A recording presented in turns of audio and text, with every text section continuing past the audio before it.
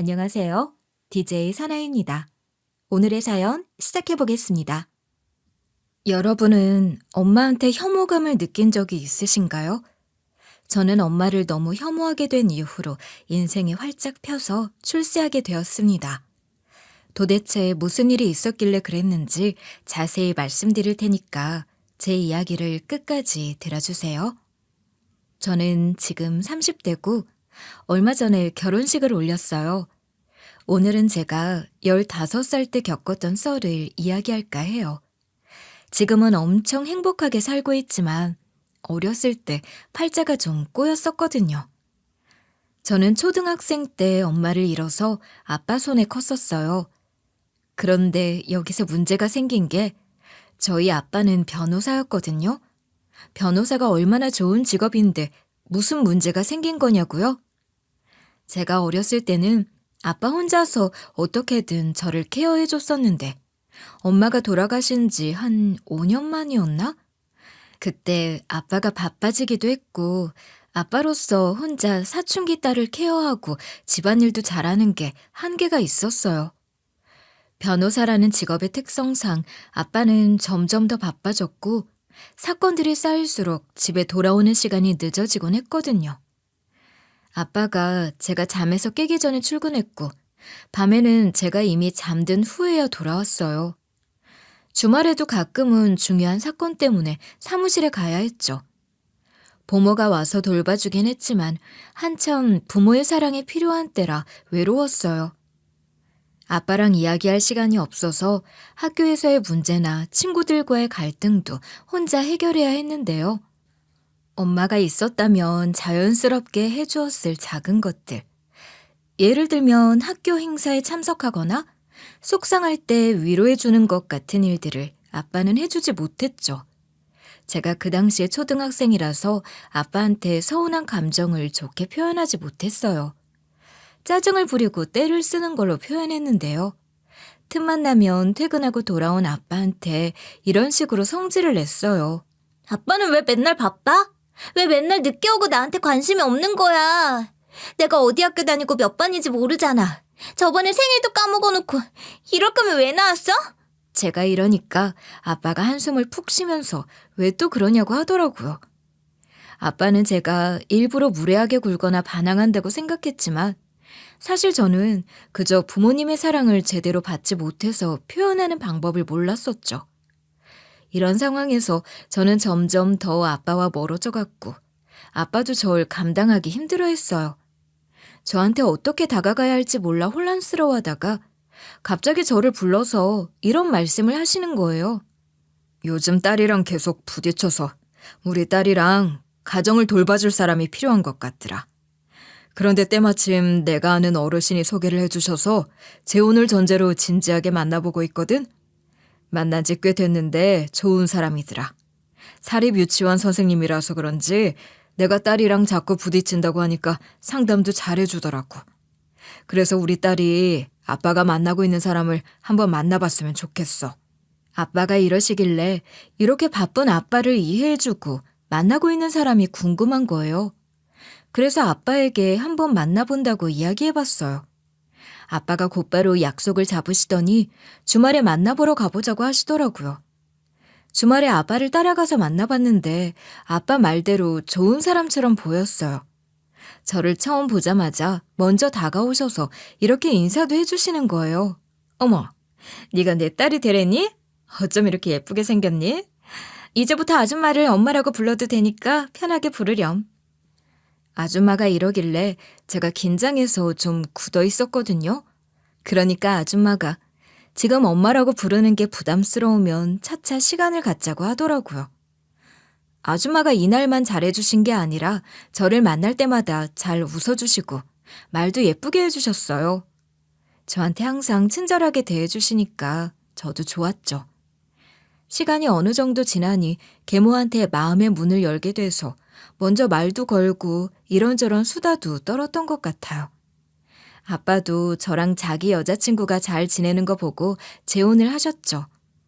그렇게 전 아줌마라고 부르던 호칭을 엄마라고 고쳐 부르게 됐는데요.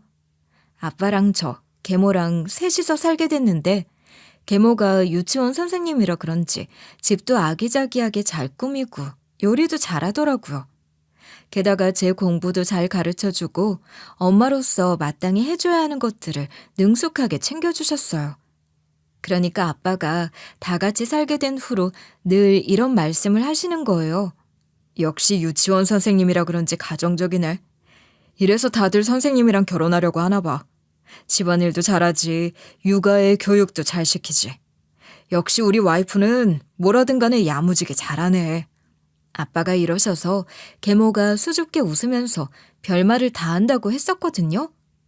제가 계모랑 같이 살면서 느끼게 된 게 있는데 아빠가 사립 유치원 선생님들은 전부 다 가정적일 거라고 생각했나 봐요. 하지만 계모랑 살아보니 전혀 아니었어요. 계모는 아빠가 있을 때만 저한테 잘해주는 척, 없으면 엄청 냉랭했어요. 아빠 있을 때는 사근사근한 말투로 이랬거든요. 딸, 이리 와서 밥 먹자.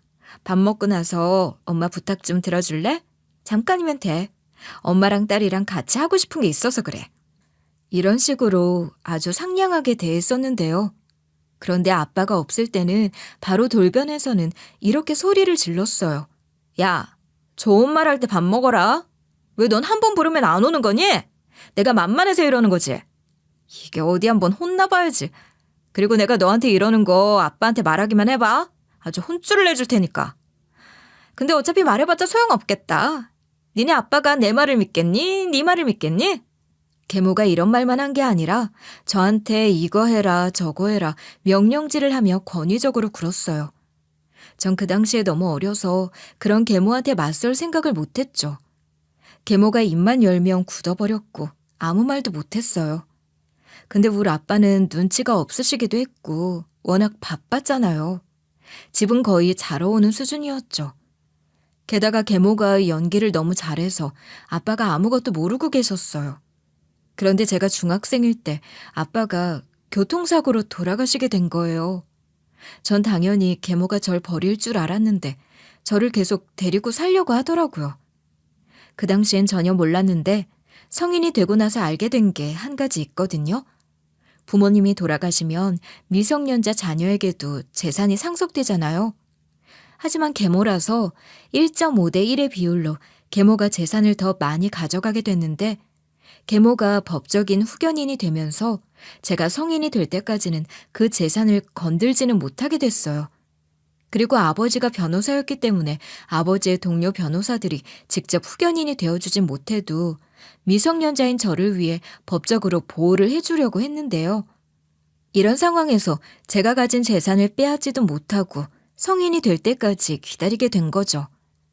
그래서 계모가 절 내치지는 못했고 아주 차갑게 대했어요. 전 그때 너무 어려서 아무것도 몰랐고 성인이 된 후로 저를 왜 계모가 데려갔는지 이해하게 된 거예요. 계모가 재산 때문에 어쩔 수 없이 절 끼고 살았던 거죠. 전 그때부터 전보다 더한 괴롭힘에 시달리기 시작했는데요. 제가 정말 상처받은 날이 있는데 그날은 학교에서 부모님 참관 수업이 있으니 통지서를 나눠준 날이었어요. 그날 집으로 돌아가 계모한테 이렇게 이야기했었는데요. 엄마, 부모님 참관 수업이 있는데 와주실 수 있어요? 저번에 보니까 저 빼고 다른 엄마들은 다 왔는데 저만 안 와서요. 제가 이렇게 눈치를 보면서 겨우겨우 말씀드렸거든요. 근데 계모가 저한테 신경질을 내면서 이런 막말을 했어요. 뭐? 내가 거길 왜 가야 하는데? 다른 집 엄마들은 배 아파서 낳은 자식들이니까 갔겠지. 정 부모님이 필요한 거면 무덤에 있는 네 아빠한테 와달라고 부탁해봐. 계모가 이러길래 진짜 울컥해서 엉엉 울 뻔했죠. 그리고 제 생일 때는 선물을 아예 안 챙겨줘서 생일 케이크 한 번 못 먹어봤어요. 심지어 제가 아파서 일어나지를 못한 날이 있었는데 그때 담임쌤이 엄마한테 전화를 했나 봐요. 학교에 왜 안 온 거냐고 걱정했는지 계모가 갑자기 쳐들어와서 저한테 이리 윽박지르는 거예요. 내가 네 때문에 출근하러 갔다가 돌아와야 하냐? 담임쌤한테 연락 왔으니까 아픈 척하지 말고 학교 쳐가라. 좋은 말 할 때 안 가면 쫓아낼 거니까 지금 당장 일어나. 계모가 이래서 너무 무서운 나머지 자리에서 벌떡 일어나 서둘러 옷을 갈아입고 가방을 들고 도망갔었어요. 그날 열이 펄펄 나는데도 학교에 갔다가 담임쌤이 깜짝 놀라서 병원에 보냈었는데요. 전 이렇게 지옥 같은 집에서 버티고 살던 와중 계모가 참 능력도 좋더라고요. 아빠 돌아가신 지 얼마 안 된 시점이었을 거예요. 계모가 퇴근하자마자 저보고 이리 와보라고 하더니 이런 식으로 재혼 이야기를 꺼내더라고요. 내가 일하고 있는 사립 유치원 학부모를 만나다가 살림을 합치게 됐거든. 편부 가정이고 유치원생 아가도 있는 사람이랑 새 가정을 꾸릴 건데 넌 어떻게 할 거야? 계모가 이러길래 속으로 얼마나 조마조마했는지 몰라요. 전 그때 중학생이라 상속과 관련된 법조항 같은 거 하나도 몰라서 버림받을까 봐 계모한테 이렇게 사정하고 말았죠. 저도 데려가 주세요. 밥 빨래 다 할게요. 유치원생 아가도 제가 다 봐줄 수 있어요. 저 밥이랑 빨래 잘하는 거 아시잖아요. 저 데려가서 다 시키세요. 제가 이렇게 막 빌면서 간절하게 쳐다보고 있었거든요.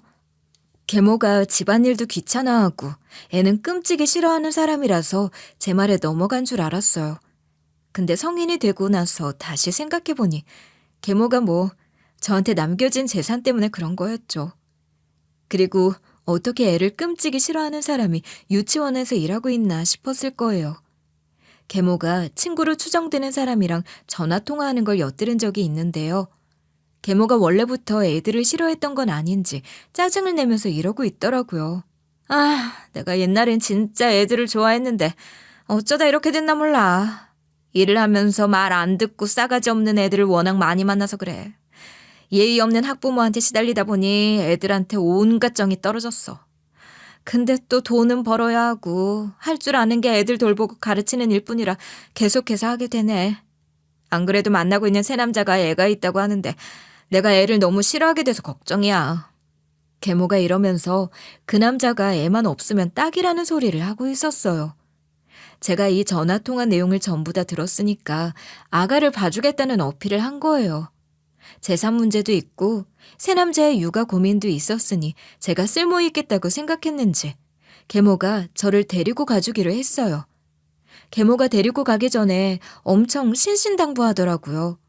새아빠가 될 사람이니까 정없이 아저씨라고 부르지 말고 사교적으로 굴라고 했어요. 그래서 제가 그러겠다고 열심히 고개를 끄덕이면서 계모를 따라갔는데요. 그렇게 제가 새아빠를 소개받는 자리를 가지게 됐어요. 한 식당에 들어가니 새아빠로 보이는 사람이 계모한테 아는 척을 하는 거예요. 그리고 나서 새아빠가 저를 보더니 이렇게 인사를 건네셨어요. 네가 우리 와이프 말 안 했니? 듣던 대로 똘똘하고 야무지게 생겼구나. 우리 와이프가 네 이야기를 자주 하면서 엄청 칭찬하던데. 새아빠가 이러길래 어색하게 꾸벅 고개를 숙이며 인사를 했는데요. 그 후에 새아빠랑 계모가 이런저런 대화를 나누다가 제 이야기로 화제를 돌렸어요. 얘가 엄마를 잃고 얼마 전엔 아빠까지 잃어서 너무 불쌍한 애야. 내가 얼마나 좋으면 제발 데려가 달라고 빌더라고. 당신 애도 키우겠다고 하고 집안일도 하겠다고 하더라. 참 착한 아이니까 같이 살자. 응? 계모가 이러니까 새아빠가 전에도 그 소리 하더니 진짜로 데리고 올 거냐고 하더라고요. 새아빠가 워낙 난감해하니까 계모가 새아빠 팔을 잡아당겨서 이렇게 속삭였어요. 전 남편이 사고로 저 세상 가게 되면서 남긴 재산이 있어. 애가 아직 미성년자잖아. 내가 무슨 말 하는 건지 알고 있지? 계모가 이러니까 새아빠가 저를 힐끔 바라보고 뭐라 속닥거렸어요. 여러분은 계모가 무슨 말을 하는지 알고 계시죠? 한마디로 제가 성인이 되면 받을 재산이 있으니 곁에 두자고 한 거죠. 전 앞서 말했다시피 상속에 관련된 건 잘 몰랐기 때문에 계모가 무슨 말을 하는지 알아듣지 못했어요. 새 아빠도 계모만큼은 아니지만 그렇게 인성이 착한 사람 같지는 않았는데요. 그냥 저를 데리고 오면 여러모로 편할 것 같고 나중에 콩고물이라도 떨어질 것 같고 불쌍하기도 하고 내치면 난처한 상황이 벌어질까 봐 받아준 것 같았어요. 그래서 새아빠랑 계모 그리고 새아빠 애까지 넷이서 지내기 시작한 거예요. 계모가 처음에는 이제 살림 합쳤다고 가증스러운 척 연기를 하더니 시간이 지날수록 대놓고 절 구박했어요. 그 집에서 저한테 가장 살가운 사람은 유치원생 아가였죠. 절 거의 친언니처럼 따랐어요. 계모의 새 시어머니, 그러니까 저한테 새 할머니가 계모에게 가끔 전화해서 잔소리를 했었거든요. 제가 그걸 어떻게 알았는지 말해줄게요. 계모가 저한테 청소시키고 본인은 소파에 앉아 손톱에 매니큐어를 칠하고 있을 때였어요. 그때 새할머니한테 전화가 온 거예요. 계모가 스피커폰으로 전화를 받더니 이런 가식을 떨더라고요. 어머님, 어쩐 일이세요? 안 그래도 안부 전화 드리려고 했는데. 제가 저번에 보내드린 반찬은 드셔보셨어요? 맛은 어떠셨어요? 입맛에 맞으셨죠? 계모가 이러면서 착한 척 연기를 하고 있었는데요. 그런데 새할머니가 이런 식으로 버럭 소리를 지르시는 거예요. 네가 저번에 준 반찬 먹어보니까 영 형편없더라. 요리를 그렇게 못하면 나한테 배우러 오든가 학원을 다녀라. 아님 차라리 반찬을 사 먹든가. 그런 걸 어떻게 우리 아들한테 먹이냐? 내가 너한테 반찬까지 보내줘야 하냐? 새할머니가 이러시길래 전 자연스럽게 계모 눈치를 살폈는데요. 계모가 이악 물고 살가운 척을 하면서 이러고 있는 거예요.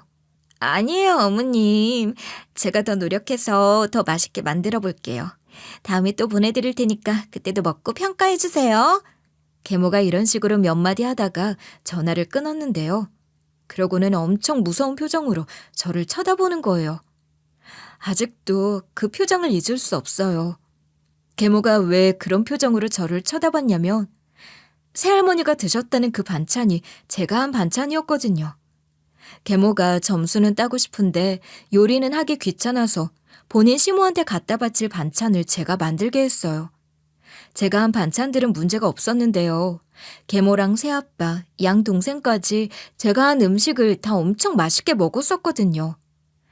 제 생각엔 그냥 새할머니가 마음에 안 들어서 잔소리하려고 전화하셨던 것 같아요. 아무튼 계모가 그 전화 때문에 기분이 엄청 상했는지 저한테 화풀이를 하는 거예요. 냉장고를 열더니 제가 한 반찬들을 다 꺼낸 다음에 저한테 이러더라고요. 야, 너 이리 와봐. 이거 내가 보는 앞에서 다 먹어. 네 때문에 한 소리 들었잖아. 네가 와서 먹어보고 뭘 고쳐야 하는지 판단해. 전부 다 싹싹 비워서 먹어보고 음식 다시 만들어 보라고. 계모가 이런 식으로 계속해서 먹으라고 강요해서 어쩔 수 없이 부엌 쪽으로 향했는데요. 결국 저는 식탁에 앉아 제가 만든 반찬들을 꾸역꾸역 먹어야 했어요. 그런 일이 몇 번 더 되풀이 됐었죠. 억지로 먹고 토하고 지옥 같은 나날이었는데요. 여러분이 생각하기에도 정말 끔찍한 짓 아닌가요? 지금 생각해봐도 정말 사이코 같은 인간이었어요. 그 후로도 새할머니가 계모한테 잔소리를 하면 괜히 저한테 화풀이를 했어요. 그래서 제 몸에 난 상처가 날이 갈수록 많아지고 있었는데요. 당연히 계모가 새아빠한테 안 들키려고 보이지 않는 부위에만 상처가 생기게 했어요. 그리고 흔적이 남으면 저한테 이런 공갈을 하더라고요. 너 행여나 새아빠 앞에서 네 다친 데 보여주기만 해봐. 새아빠한테 말해봤자 소용없다고. 어차피 새아빠한테는 네가 패싸움하고 다닌다고 말해뒀어. 계모가 이러면서 저를 계속 지켜보고 감시하겠다는 말까지 했어요. 전 그때 겨우 중학생이었고 오랫동안 계모에게 휘둘려와서 계모 말대로 하고 있었는데요. 그러다가 새아빠한테 몸에 난 흔적들을 들키게 된 거예요. 그날 주말이라 다 같이 모여서 TV를 보고 있는데 TV 위 선반에 물건이 떨어지려고 했어요. 그래서 제가 벌떡 일어나서 그걸 잡았는데요. 근데 손을 높이 들다 보니 손이 위로 올라가서 등이 보인 거예요. 새아빠가 등에 난 상처를 발견했는지 저한테 이렇게 물어보더라고요. 뭐야, 다쳤어? 등이 왜 그래? 심하게 다친 것 같은데? 뭐하고 놀았길래 그렇게 다친 거야? 병원에는 갔어? 새아빠가 무심하게 툭툭 내뱉은 말에 계모가 크게 반응했어요. 바로 새아빠 옆에 붙어서는 이런 식으로 여러 말을 쫑알거리면서 둘러대더라고요. 아, 이거 넘어지거나 부딪혀서 생긴 상처 아니야. 내가 전에 얘가 쌈박질하고 다닌다고 했잖아. 순종적이고 말썽도 안 피우는 애인 줄 알았는데 사춘기가 왔는지 애가 학교도 안 가고 노는 애들이랑 어울리고 담배 피고 술 마셔. 그러다가 최근엔 패싸움까지 하고 다니더라고. 저번에도 말했다시피 애가 계속 내 말은 안 듣고 사고만 치고 다녀서 힘들어 죽겠어. 계모가 이렇게 하소연을 하니까 새아빠가 저를 의아하게 쳐다보는 거예요. 전 그런 계모가 무서워서 아무 말도 못하고 있었는데요. 새아빠가 고개를 갸웃거리다가 저한테 이런 식으로 물어보더라고요. 진짜요? 근데 다친 거 보니까 부딪히거나 넘어진 상처처럼 보이지는 않네. 착실하게 학교 다니는 것 같던데 정말로 사고 치고 다니는 거니? 새아빠가 이렇게 물어보길래 전 대답하지 않았죠. 그랬더니 계모가 이런 식으로 뭐라 궁시렁거리는 거예요. 저거 버르장머리 없이 어른 말에 대답 안 하는 거 봐라. 아우 속 터져. 당신한테만 저러는 게 아니라 사춘기가 찾아와서 그런지 나랑 대화를 안 하려고 그래. 계모가 이러면서 애 키우기 힘들다고 징징거리고 있었는데요. 그때 새아빠가 저를 물끄러미 바라보면서 별말을 안 하는 거예요. 계모 말로는 제가 사고치고 다닌다는데 자기 딸이 새엄마보다 저를 더 따르니까 점점 이상함을 느꼈을 거예요. 그런데 뭐 거기까지였어요. 대신 자기 딸을 잘 돌봐주니까 뭔가 양심의 가책이라도 느낀 듯 조금씩 챙겨주긴 했었는데요.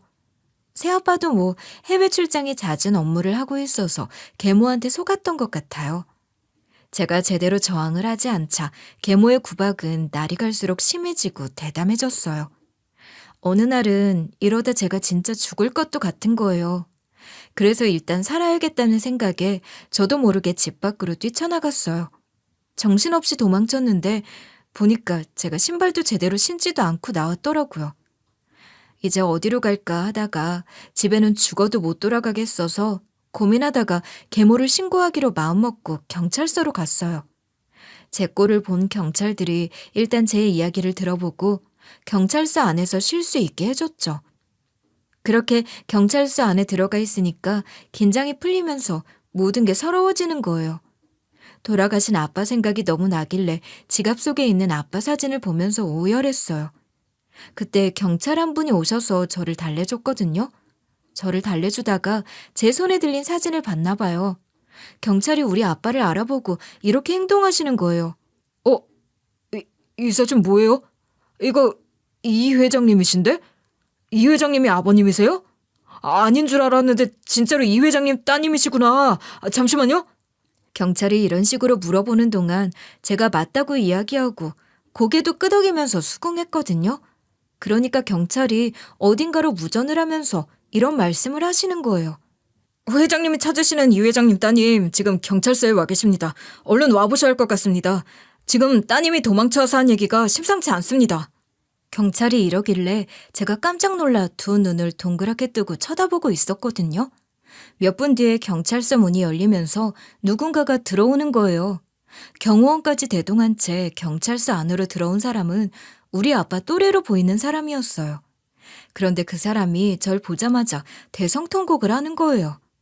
이게 무슨 일인가 싶어서 어리둥절한 표정으로 앉아있는데 그 사람이 자초지종을 설명해줬어요. 사실 제가 그쪽 아버님께 큰 도움을 받은 사람이에요. 변호사님이 시민경찰 회장으로 활동하셨거든요. 의뢰받은 변호일도 하면서 동네 순찰도 돌고 어려운 사람들을 도와주는 뼛속까지 정의로운 변호사셨어요. 얼마나 정의로웠는지 경찰들에게도 덕망 있고 오랫동안 존경받으셨어요. 회장님이 이러시면서 저희 아빠가 너무 좋으신 분이었다고 칭찬을 아끼지 않는 거예요. 그래서 제가 당혹스러운 마음에 이렇게 물어봤는데요. 아빠한테 무슨 도움을 받았길래 이런 말씀을 해주시는 거예요? 혹시 저희 아빠랑 무슨 일 있으셨나요? 아무래도 제가 모르는 뭔가가 있는 것 같은데. 제가 이런 식으로 말끝을 흐리니까 회장님이 눈물을 글썽이는 거예요. 왜 또 울려나 하나 싶었는데 회장님께서 이런 말을 하시더라고요. 예전에 제가 하던 사업이 망했었어요. 아내 보기가 부끄럽고 삶이 막막해서 생을 마감하려고 했는데 변호사님이 살려주셨어요. 맨날 연락해서 불러내고는 훈계도 하고 정신도 차리게 해주시더라고요. 변호사님이 정말 생명의 은인이었어요. 그래서 정신 차리고 외국 나가서 성공하고 돌아온 거예요. 회장님이 이러면서 너무나도 아련한 눈빛으로 바라보시더라고요. 그리고 나서 저한테 이런 말까지 해주셨어요. 이 경호원들도 왜 있냐면 외국에서 살면서 생명의 위협을 느낀 적이 많이 있었거든요. 외국에서 경호원을 대동하고 다니다가 경호원이 또 비서 역할도 같이 해줬어요. 그래서 한국으로 들어온 뒤로도 경호원을 대동하고 있었는데요. 회장님이 이러셔서 경호원을 보곤 고개를 끄덕이고 있었죠. 그런데 회장님이 저한테 이런 뜻밖의 이야기를 꺼내시는 거예요. 그러던 와중 변호사님을 찾으려고 다른 시민 경찰하던 분을 찾아가서 물어봤는데 변호사님이 이미 죽었다는 사실을 알게 됐어요. 그 후로 시민 경찰이 소문을 들었는데 변호사님 따님이 계모랑 같이 살게 됐고 어디서 구박받고 살고 있는 것 같다고 했어요. 그리고 경찰도 그 시민 경찰을 통해 변호사님 따님이 구박받고 살고 있는 걸 알게 되었거든요. 하지만 경찰이 카더라 소문만 들은 거고 확실하지가 않아서 조치를 취하지 못하고 있었어요. 그러다가 저까지 나서서 경찰에 신고한 다음에 어떻게 해야 하는 거 아니냐는 말까지 나오고 있었죠. 하지만 저는 완전 제3자라서 나서서 도와줄 수가 없는 상황이었어요. 회장님이 이러셔서 저는 당연히 깜짝 놀랐죠. 저도 모르는 사이에 저랑 일면식도 없는 사람이 저를 도와주려고 한 거니까요. 그런데 지금도 전혀 상관없는 사람이 도와준다고 나선다고 뭐 할 수 있는 게 없잖아요. 2000년대 초반은 더했죠. 그나마 다행이었던 건 지금보다 이웃 간의 정이 좀 넘쳤다는 거예요. 왜냐하면 회장님이 이웃분들한테 이런 부탁을 했다고 들었거든요. 그래서 사람을 시켜 남몰래 따님분을 지켜보고 있었는데 따님분이 집을 나왔다는 이야기를 들었어요. 사실 경찰한테만 따님분을 찾아달라고 부탁한 게 아니라 따님분이 살고 있는 집 근처 이웃에게도 돈을 주고 부탁했거든요. 우리 집에선 무슨 일이 일어나는 것 같거든 꼭 연락해서 알려달라고 했어요. 회장님이 이렇게 설명해 주셔서 경찰들이 저랑 우리 아빠에 대해서 전달 듣고 저를 찾던 중이라는 사실을 알게 되었죠. 그 와중에 계모는 제가 집을 나가서 경찰에 구박당했다고 신고했을까봐 먼저 경찰서에 전화했나 봐요. 경찰이 글쎄 이런 이야기를 다 해주더라고요. 저희가 안 그래도 헷갈렸던 게 경찰서로 웬 전화가 왔었거든요. 딸이 집을 나갔는데 완전 불량하다, 거짓말쟁이다, 찾으면 연락해달라고 했어요. 그래서 저희들이 경찰서로 찾아온 애가 그냥 동네 문제아인지 회장님이 찾는 아이인지 파악하고 있다가 방금 전에 들고 있던 이 사진을 보고 알아본 거예요. 경찰이 이러니까 회장님이 제게 천천히 다가와 손을 잡아주셨어요. 그리고 제게 정중하게 이런 말을 해주시더라고요. 그래서 제가 변호사님께 신세진 아가씨니까 어떻게든 도와주고 싶어요. 일단 지금은 당한 상처가 심하니까 병원에 입원을 시켜줄게요. 회장님이 일어서서 경찰서를 빠져나와 병원으로 향했는데요. 병원에서 이런저런 검사를 싹 다 해봤는데 2주 동안 입원해야 한다고 하더라고요. 그래서 제가 입원 절차를 밟고 환자복으로 갈아입게 됐어요. 그렇게 제가 병실 침대에 앉아 있으니까 회장님이 어느 여성분을 데려오시는 거예요. 그리고 제게 그 여성분을 소개시켜주면서 이렇게 말씀하셨어요. 이 사람이 제 와이프거든요. 제가 지금 법적으로 조치를 취하기 위해 경찰도 만나고 변호사도 만나러 갈 거예요. 제가 없는 동안 아내가 돌봐줄 테니까 편히 쉬고 있어요. 회장님이 이러시면서 사모님께 저를 잘 부탁한다고 하셨어요. 그리고 나서 회장님은 나가셨거든요. 그 뒤로 또 의회 손님이 찾아왔더라고요. 회장님이 시민경찰을 통해 제 소식을 들어서 저를 찾아왔다고 했잖아요. 아빠 동료였던 변호사들도 시민경찰한테서 제 소식을 듣고 병문안을 오신 거예요. 아빠 동료들이니까 몇 번 본 적이 있어서 제가 이렇게 물어봤었죠. 아저씨들은 도대체 어떻게 찾아오신 거예요? 마지막으로 본 게 아빠 장례식 날이었잖아요. 그 뒤로 제가 이사 가고 제 번호도 모르셔서 제가 여기에 있는지 몰랐을 텐데요. 제가 이러니까 변호사들이 저를 너무 안쓰럽게 쳐다보는 거예요.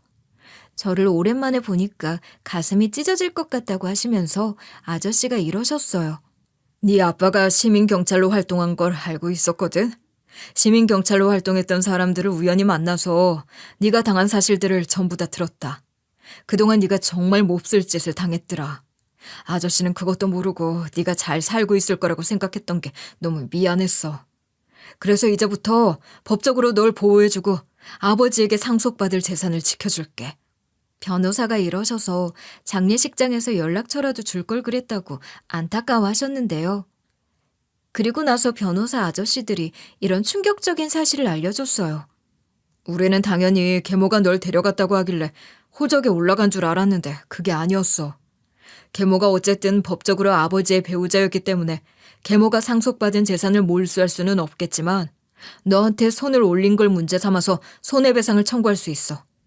하지만 너네 아빠랑 가까운 친적이 없어서 재산을 계모랑 네가 나눠 갖게 될 텐데 네가 지금 계모 호적에 올라가 있지를 않아서 법적으로 네가 더 유리한 상황일걸?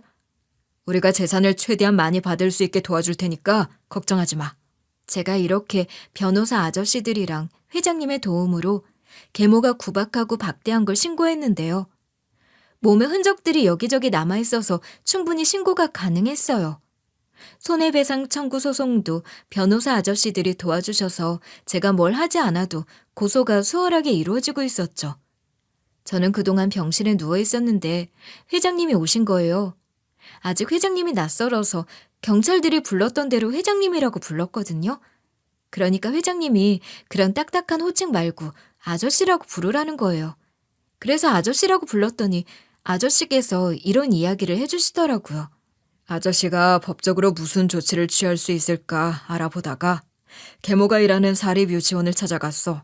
그리고 거기 원장을 불러 계모 이름을 말하면서 그 선생님이 애들을 학대한다는 소문이 있고 신고까지 들어갔다고 하더라. 조심하셔라 한마디 하고 와버렸어. 그래서 그 사람 아마도 잘렸을 거야. 아저씨가 이런 말을 해주시면서 이건 빙산의 일각이라고 하셨어요.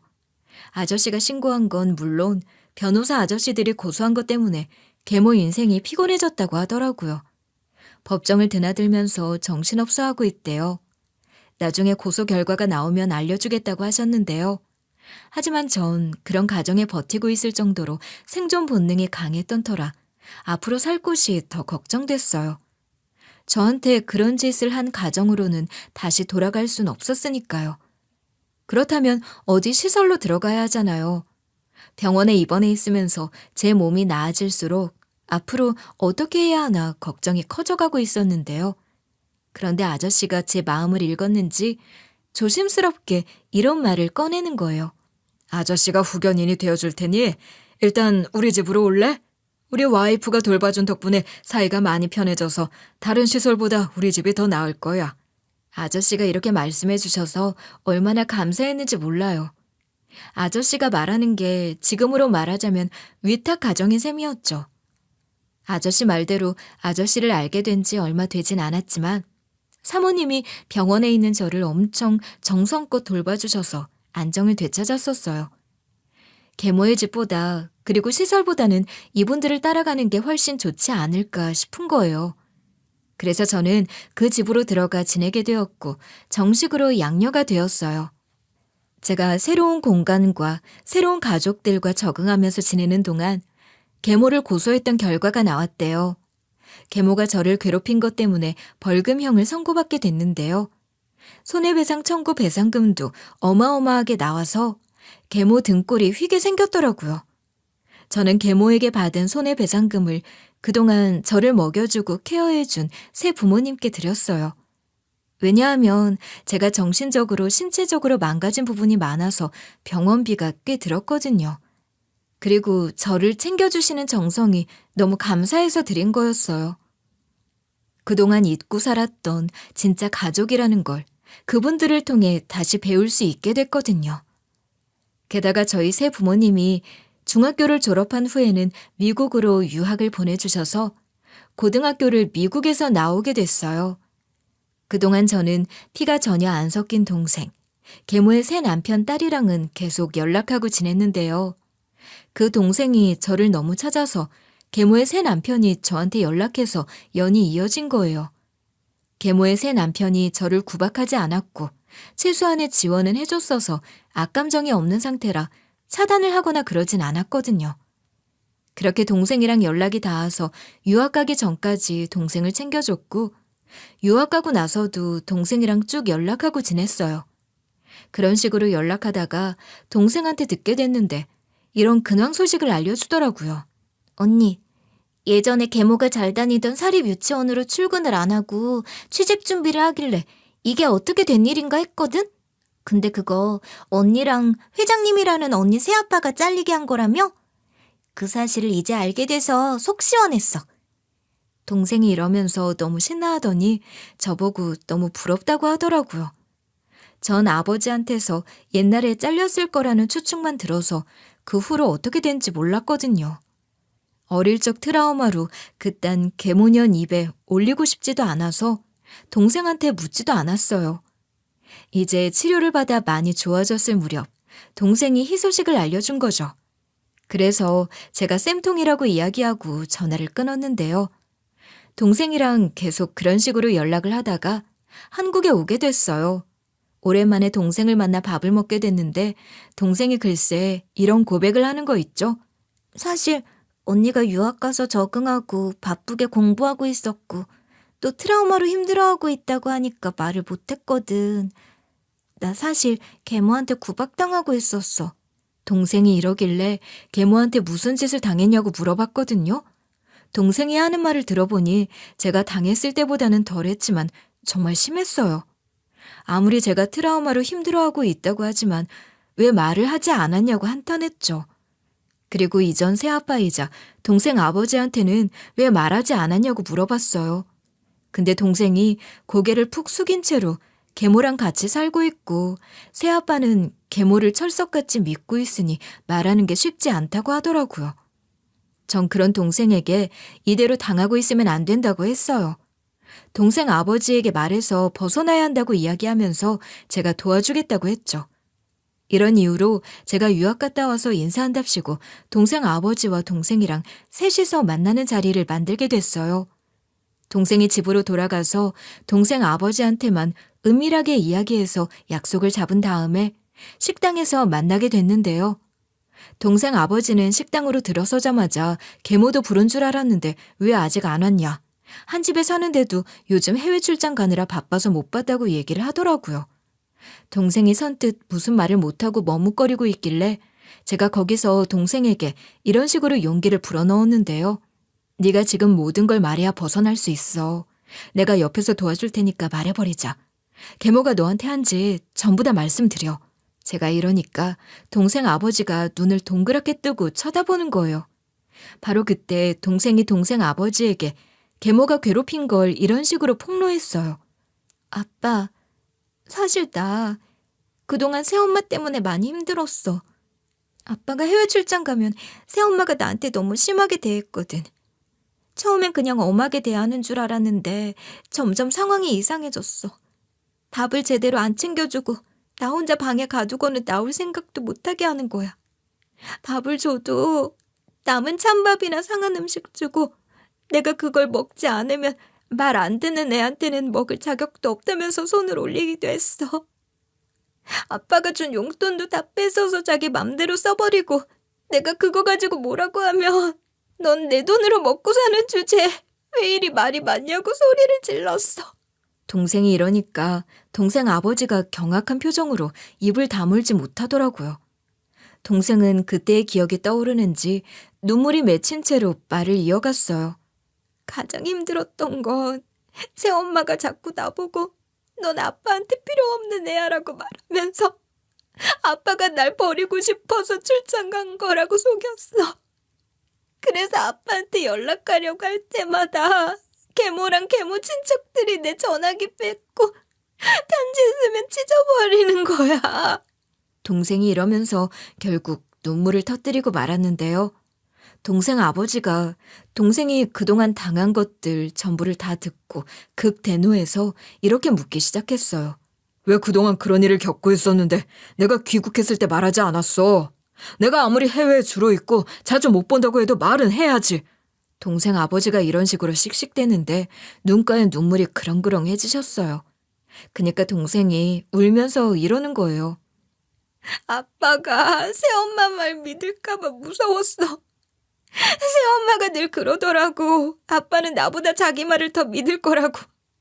그리고 아빠가 해외에 있을 때 난 새엄마 친척 집에 맡겨졌었는데 그 사람들도 똑같이 나한테 심하게 굴었어.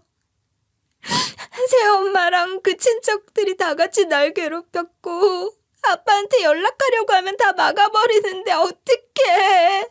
동생이 이러면서 어깨가 들썩일 정도로 꺼이꺼이 우는 거예요. 그때 동생 아버지도 같이 울면서 이랬어요. 너무 미안하다. 내가 해외로 장기 출장을 갈 동안 처가 식구들이 널 이렇게까지 괴롭히고 있을 줄은 상상도 못했어. 난 그 사람이 그 정도로 쓰레기 같은 인간일 줄 몰랐다. 미안하다, 우리 딸. 동생 아버지가 이렇게 사과하며 동생이랑 동생 아버지가 부둥켜 안고 있었는데요. 그러다가 동생 아버지가 동생의 눈물을 닦아주면서 이런 말씀을 하셨어요. 당연히 이혼할 거니까 걱정하지 마. 내가 그거 신고해서 죄값 치르게 해줄게. 세상에 그런 여자가 어디 국립유치원 영양사로 들어가서 일하고 있다는 게 어이가 없다. 동생 아버지가 이런 식으로 이야기하시는데 저도 어처구니가 없었어요. 계모가 저한테 신고당한 것 때문에 범죄 기록이 남아있어서 유치원 교사 일은 못했을 거예요. 그래서 국립유치원 영양사로 일하고 있는 거겠죠. 이렇게 동생 아버지를 통해 계모의 근황을 알게 되니까 가만히 있으면 안 되겠더라고요. 이것도 공론화하기로 마음먹었는데요. 그래서 동생 아버지한테 계모가 다니고 있는 국립유치원이 어딘지 알아냈어요. 동생 아버지가 알려주신 유치원 이름으로 검색하니까 전화번호가 뜨는 거예요. 그래서 거기로 전화를 걸어서 바로 원장쌤을 바꿔달라고 했죠.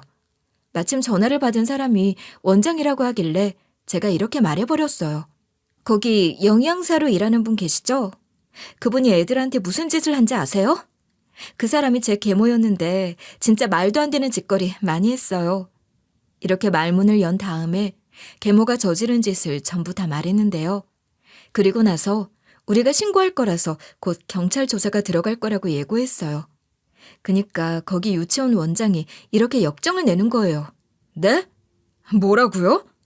영양사 쌤이 그런 짓을 저질렀다고요? 그게 정말이에요? 영양사 쌤이랑 대화를 해보고 이게 사실이면 당연히 해고시킬 겁니다. 원장이 이런 식으로 너무 황당하다고 하면서 계모랑 이야기를 해보겠다고 하고 전화를 끊더라고요. 그렇게 제가 계모를 2번이나 잘리게 한 거예요. 거기서 잊지 않고 경찰에 신고까지 확실하게 해뒀는데요. 이렇게 계모를 참교육을 해주고 난 다음에 저는 저를 입양해준 아저씨, 아니 우리 아버지의 손을 잡고 결혼식을 올렸죠. 계모랑 살았던 때가 아직도 문득문득 생각이 들고 끔찍하지만 결국 좋은 가족을 만났고 행복할 일만 남은 거예요. 제가 그 후로도 동생이랑 같이 연락하고 지내고 있거든요.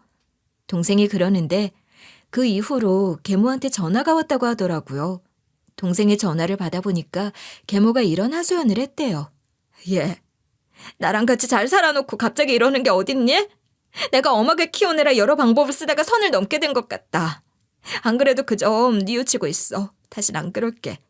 그러니까 나 좀 도와주면 안 되겠니? 교육업계 쪽으로 아예 취업이 안 된다. 계모가 양심도 없는지 이런 호소를 하고 있으니까 동생이 왜 취업이 안 되는 거냐고 물어봤대요. 그니까 계모가 이런 식으로 답했다는 거 있죠. 너네 언니가 예전에 새아빠랑 같이 신고를 했었어. 내가 그래서 사립유치원에서 잘린 거였거든. 그 뒤로 유치원 교사 일은 못하고 국립유치원 영양사로 들어가서 일하고 있었던 거야. 게다가 네 언니가 국립유치원에 내가 한 짓을 폭로했고 네가 또 날 신고해서 영양사 자리도 잘리고 말았어. 그래서 이쪽 업계에 이력서를 넣어도 면접 보러 오라는 말이 없더라. 영양사로 지원해도 연락이 안 와서 그런데 엄마 좀 도와주면 안 될까? 계모가 이랬다고 하니까 옛날 일이 떠오르더라고요. 제가 병원에 입원해 있었을 때 아버지가 유치원에 찾아가서 전부 다 말했다고 했잖아요. 그런데 제가 또 동생 괴롭히는 계모를 신고하고 고발했으니 교육업계 쪽으로 아예 퇴출당한 것 같았어요. 게다가 동생이 이렇게 말해줘서 예상이 거의 확신이 되어버렸죠. 그런 이유로 계모가 결국 계단 청소 일을 하고 있다고 하던데 이렇게 구구절절 설명을 해주면서 돈을 빌려달라고 하길래 전화를 팍 끊어버리고 차단해버렸어. 동생이 이러길래 너무 잘했고 장하다고 칭찬을 해줬어요. 동생이 드디어 계모한테 벗어나서 다행이라고 생각하고 있었는데요. 계모는 이제 완전히 나락으로 떨어진 것 같았는데 동생은 그와 반대로 대학도 가고 취직도 해서 돈 걱정 없이 행복하게 살고 있다네요. 저도 동생이랑 똑같이 돈 걱정 없이 잘 먹고 잘 살고 있어요. 아버지가 외국에서 성공을 했다고 했잖아요. 우리 새 부모님이 덴마크에서 핸드메이드 소품과 인테리어 디자인을 결합한 사업으로 성공을 했거든요. 덴마크가 또 인테리어 업계가 잘 구축된 나라라고 하더라고요. 아버지가 현지 장인들과 협력해서 한국 특유의 전통적인 공예 기법과 현대적인 디자인에 접목시켜서 독특한 소품들을 제작하고 판매했대요. 아버지가 파는 상품들이 유럽과 북미 시장에서 큰 인기를 끌었다고 하더라고요. 그래서 새 부모님이 한국으로 돌아와서 브랜드를 론칭하고 핸드메이드 소품과 홈 인테리어를 중심으로 사업을 시작했어요. 저도 새 부모님과 함께 국내 작가들과 협력해서 한국의 전통미를 살린 디자인과 현대적인 감각을 결합한 제품들을 만드는 데 힘썼죠. 이렇게 새 부모님이랑 사업을 하면서 잘 살고 있어요. 올 새 부모님이랑 일하고 같이 살면서 느끼게 된 건데요. 이게 바로 가족이고 가정이구나 싶더라고요.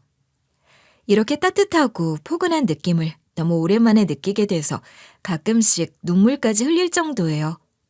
새 부모님은 맨날 저만 보면 우려해 주시고 챙겨주시는 분들이거든요. 아버지도 항상 저를 위해 시간을 내셔서 이렇게 걱정을 해주셨어요. 너무 무리해서 일하지 말아라. 밥 잘 챙겨 먹고 잠도 잘 자야지. 병원에는 잘 다니고 있지? 바쁘다고 안 가면 안 된다. 마음속에 난 상처는 골마도 잘 모르니까 늘 들여다보고 그래야 돼. 아버지가 이러시면서 트라우마는 어떠냐고 하시더라고요. 새 부모님이 예전에 당한 일 때문에 트라우마는 있지 않을까 유명한 의사까지 알아봐주고 진료 예약까지 잡아주셨거든요. 저는 그런 새 부모님께 괜찮다, 잘 살고 있다고 말씀드리고 정성껏 효도해드리고 있어요. 제가 이렇게 새 부모님들의 사랑을 한 몸에 받고 있는데 사업까지 잘 돼서 너무 행복하네요. 그러다 최근에 계모와 있었던 일들이 아무렇지 않게 느껴져서 이렇게 사연글을 보내보게 된 거예요. 사랑하는 사람들이 함부로 대하는데도 가만히 있는 게 답은 아닌 것 같아요.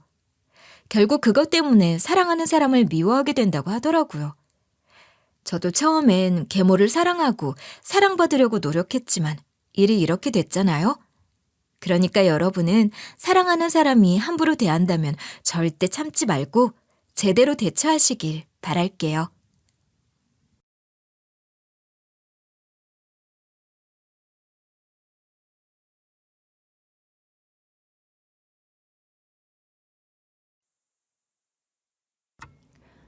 안녕하세요. DJ 현희입니다. 오늘의 사연 시작해 보겠습니다. 저는 자녀 둘이 있는 50대 여자입니다. 지금은 5년도 더 지난 일이지만 제겐 참 기가 막히고 코가 막히고 황당하기 짝이 없는 일이 있었어요. 이 얘기를 친구에게 하면 다들 기겁을 하며 웬만한 아침 드라마 뺨치는 막장이라고들 하더라고요. 그 이야기를 여러분들께 들려드리고자 이렇게 사연을 보내봅니다. 남편과 결혼한 후 저는 시가와 가깝게 지냈어요. 남들은 시가가 불편하고 어렵다고들 하는데 저는 그렇지 않았어요. 시부모 두 분이 워낙 좋은 분들이셨고 시집살이는커녕 결혼 전부터도 결혼 후에도 저를 물심양면 정말 많이 도와준 고마운 분들이었거든요. 일평생 교편을 잡으셨던 시부는 동네에서도 인망이 두터웠고 오랫동안 상담교사 일을 해오신 시모는 사람들 마음을 잘 헤아려주고 들어주는 만큼 제 마음도 잘 알아주는 따뜻한 분이셨죠. 사는 지역이 달라 자주자주 뵙진 못했지만 저는 그런 두 분 덕에 결혼 생활에 힘을 많이 얻을 수 있었어요.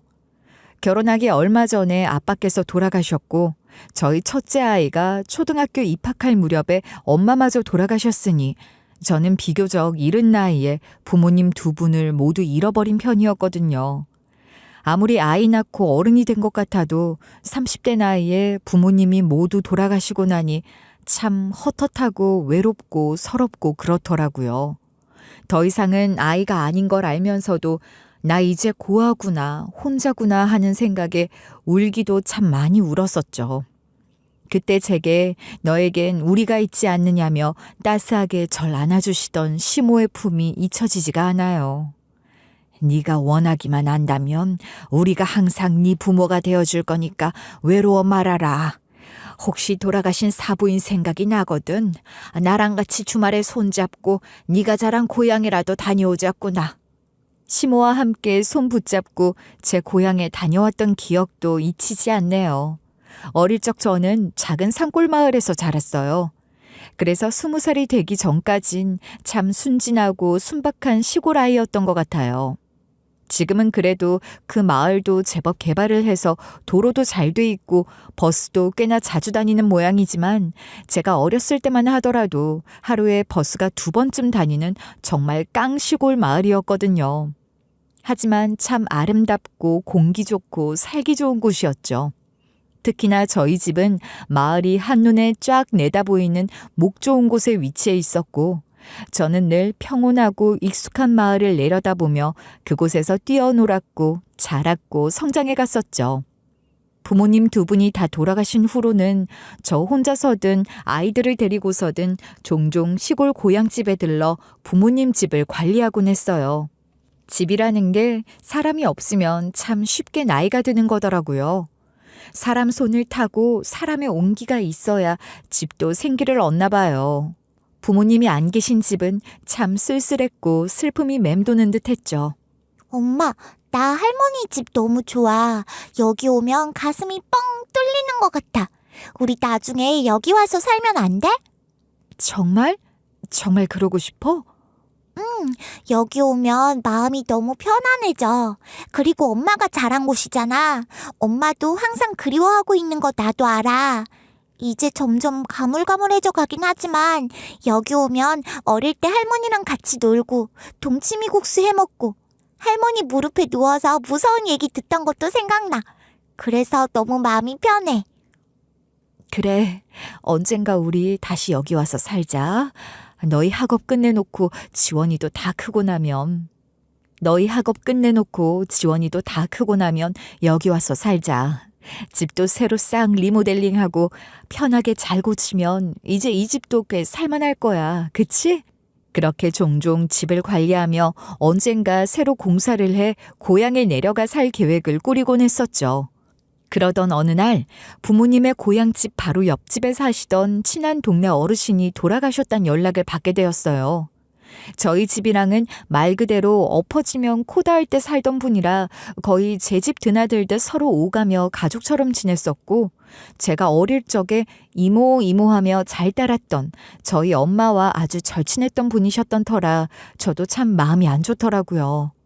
그 어르신은 결혼하시고서 얼마 되지 않아 남편분을 여의고 과부가 되신 분이어서 다른 가족들이 없었어요.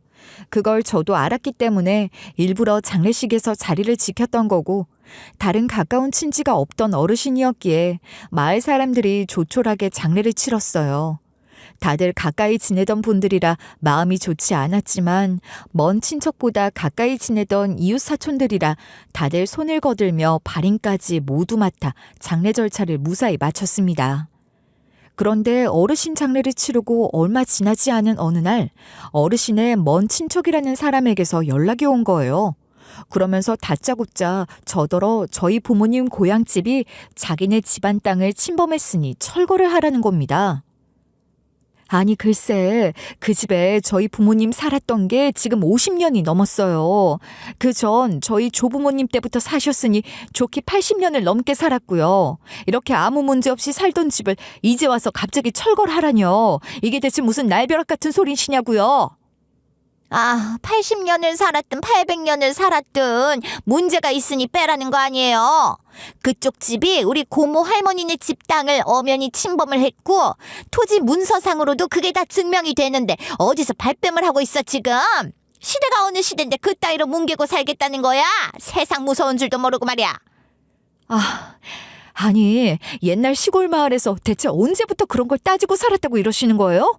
아무리 누구네 땅이라는 문서가 있어도 오래전부터 거기다 집 짓고 산 사람들이 있으면 서로 봐주면서 지내던 그런 시골 땅이라고요.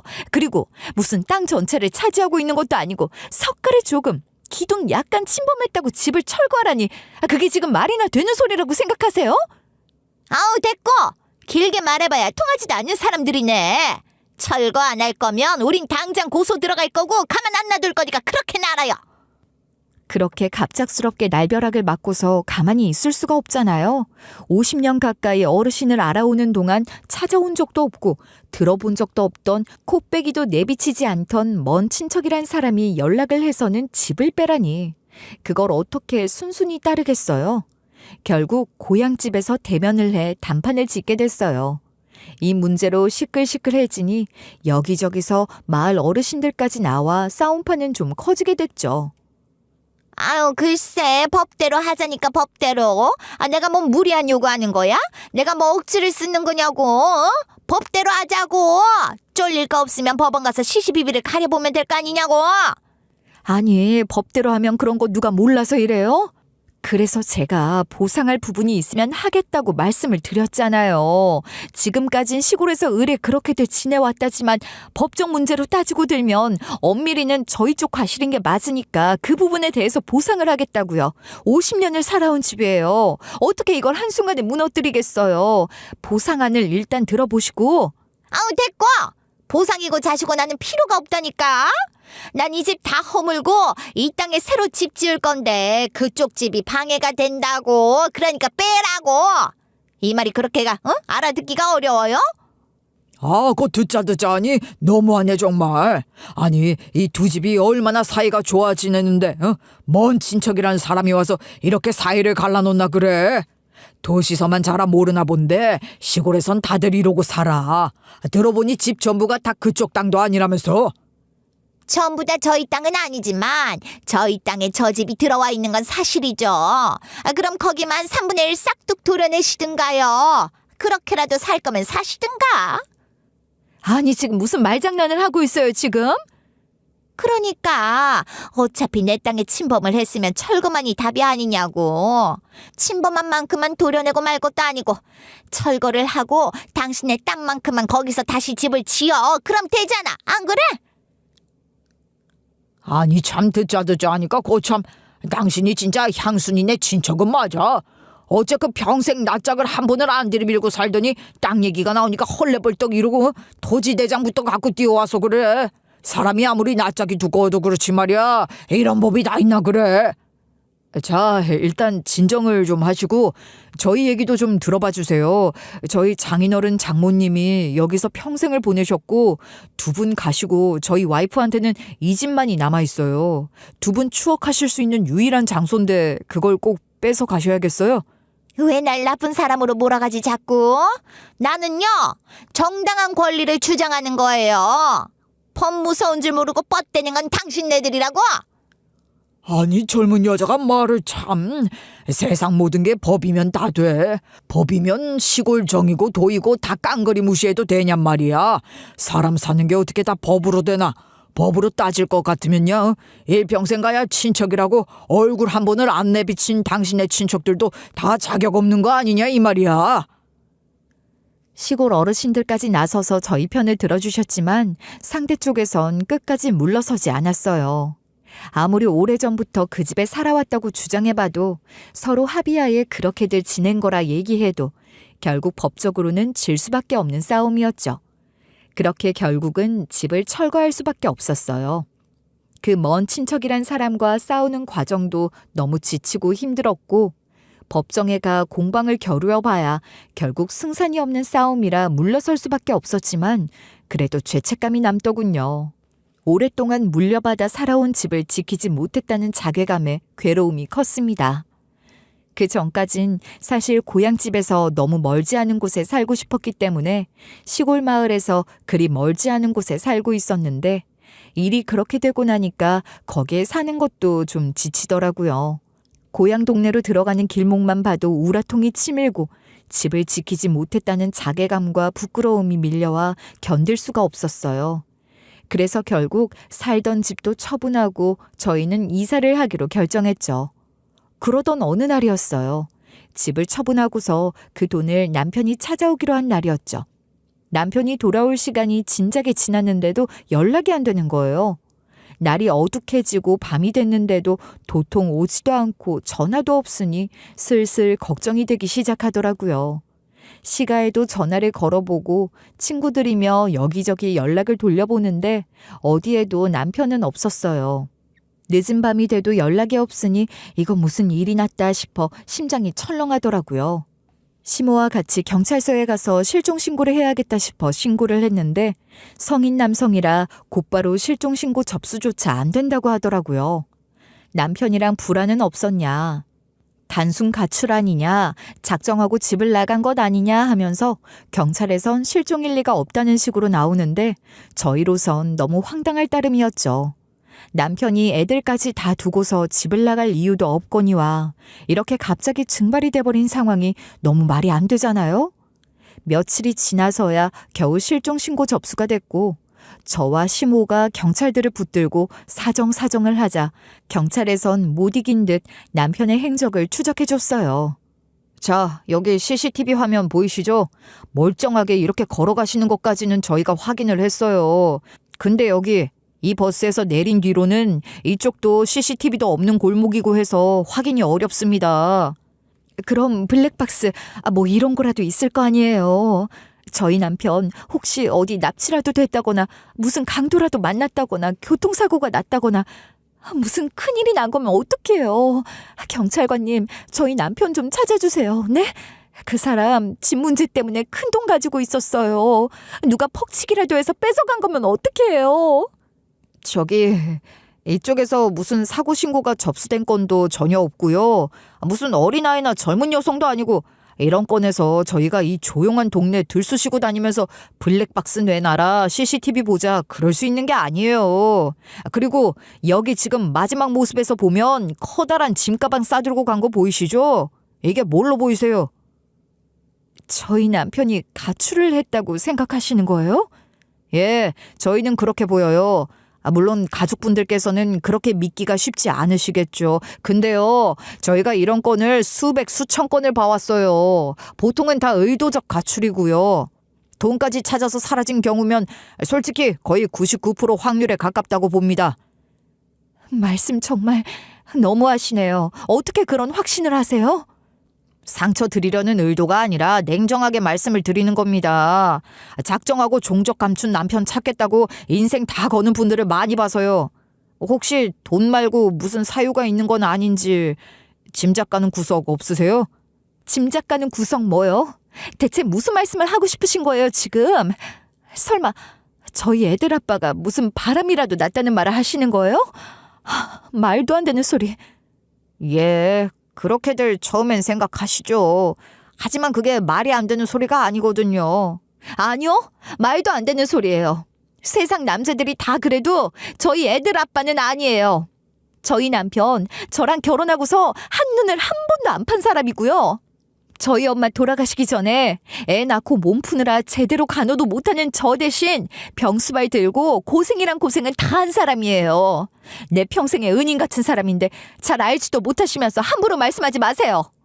경찰에선 남편의 전화 내역이나 카드 사용 등 생활 반응이 뜨거든 즉시 저에게 알려주겠다며 기다려보라고 했지만 여전히 실종이 아닌 단순 가출로 생각을 하는 눈치였어요.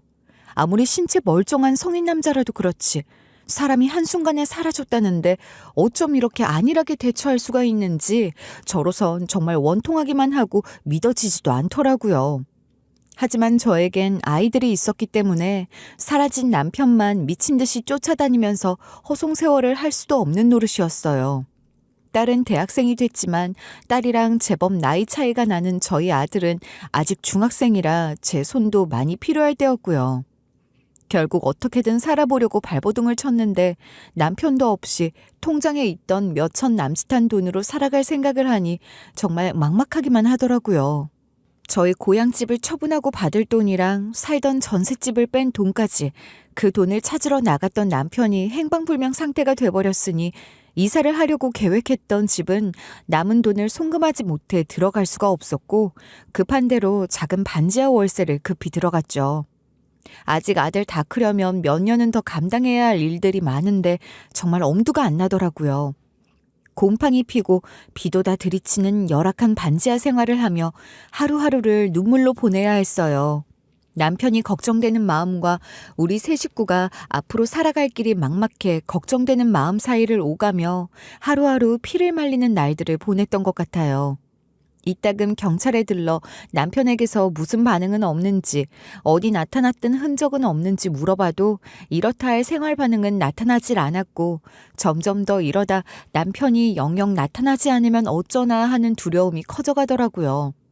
그렇게 절망스러운 나날들이 계속되던 무렵, 시모가 저희 집에 찾아와서는 제 손을 붙들고선 시가로 들어오라고 하시더군요. 여기 네가 왜 이러고 살아? 너한텐 우리가 있는데.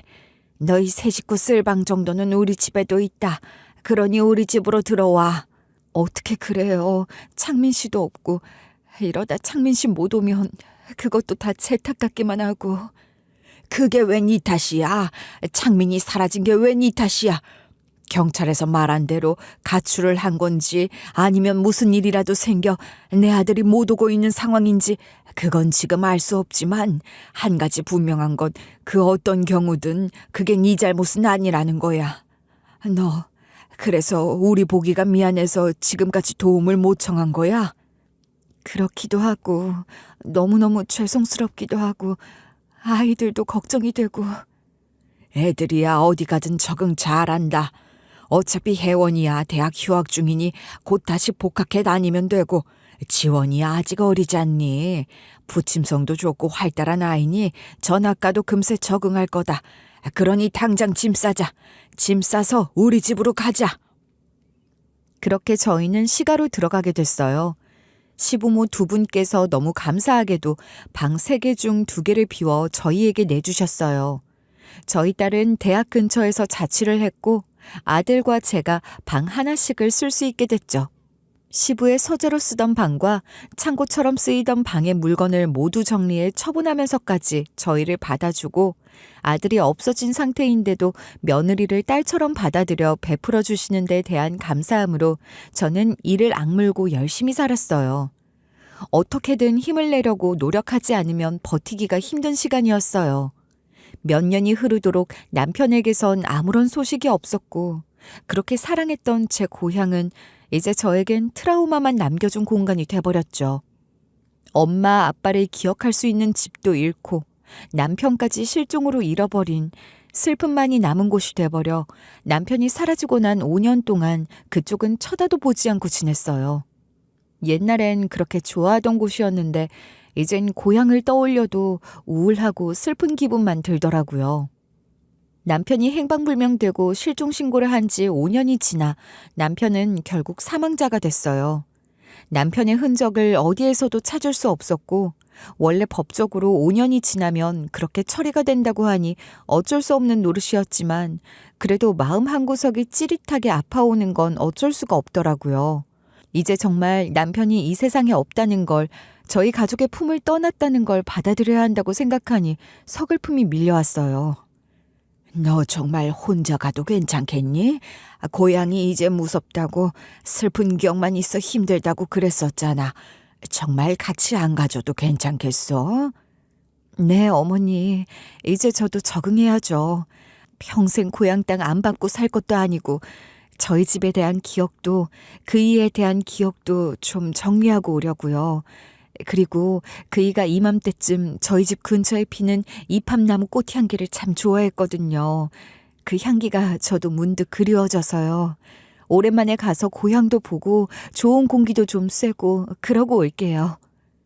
그래, 잘 생각했다. 맑은 공기도 마시고 꽃 피는 것도 보고 그렇게 소풍 다녀오듯 다녀오너라. 남편이 실종된 후 그동안은 일절 쳐다도 보지 않던 고향 땅이었지만 남편의 사망자 처리까지 하고 나니 저도 이제는 좀 훌훌 털어보내고 떠나보내야 할 시기라는 생각이 들었던 것 같아요. 그래서 아주 오랜만에 버스를 타고 고향길에 오르게 됐죠. 그렇게 버스를 타고 한참을 달려 고향 마을로 들어가는 터미널에 도착했고 다시 고향 마을로 들어가는 버스를 갈아타려고 정류장에서 버스를 기다리고 있을 때였어요. 어머, 너 미양이 아니니? 어머, 재은아, 너무 오랜만이다. 야, 이게 몇 년 만이니? 한 5, 6년은 된 것 같은데 왜 도통 안 보였어? 전엔 그래도 오며 가며 우리 카페 와서 들르기도 하고 그러더니 기집애. 일이 있어서 좀 그렇게 됐어. 아, 근데 넌 왜 따로 버스로 오는 거야? 아까 보니 네 남편은 차 타고 왔던데? 아, 참! 너네 집 진짜 멋지더라. 난 그 집이 너희 집인 줄 몰랐잖아. 고향집 허물어버리고 그렇게 고쳐서 대저택을 지을 줄 누가 알았겠어? 아니 근데 그 집 그렇게 지어놓고 나서 갑자기 동네 분위기가 확 달라 보일 정도더라. 그러고 보니 이 동네도 슬슬 개발이 되려나? 친구의 말에 저는 정신이 혼미해졌어요. 남편을 봤단 소리를 듣고 나니 그 뒤 말은 제대로 귀에 들어오지도 않았죠. 그게 무슨 소리야, 재은아? 우리 남편이라니? 우리 남편을 언제 봤는데?